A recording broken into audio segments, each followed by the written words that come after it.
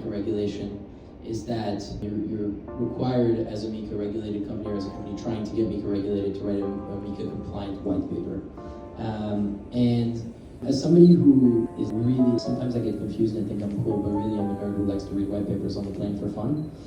And most people, 95% of people, even the ones who have good ideas, don't know how to write a good white paper.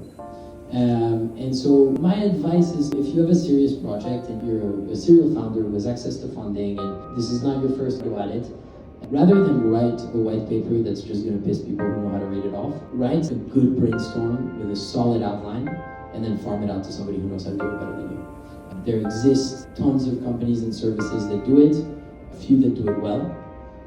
I would say that for a MiCA compliant white paper, you have really only 2 or 3 good options. Selfishly, I'll say that we're one of them, but to not just say us, I'll say the MiCA Crypto Alliance will write white papers for you that are MiCA compliant as well. And I think that at the end of the day, the white paper is not the most important thing.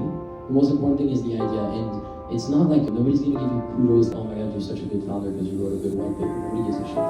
So, and then with the MiCA compliant white paper, you can't really write it yourself either because there's so much data that you don't have that you're going to end up spending half your seed funding on writing a white paper that nobody's going to read. So what's the point? Obviously in Switzerland we view it from inside or external viewpoint what MiCA goes and where MiCA goes, and to be very honest, if it's actually you need to outsource it just to tick the box, well, from that perspective I believe that we don't see too much of a additional value. It's rather a pain in the... If you look at it from writing a classic white paper, yeah, it would be useless. But actually the data that's required in your MiCA compliant white paper makes you skip a lot of headaches for the future. So doing analyses on the consumption of your project, for example.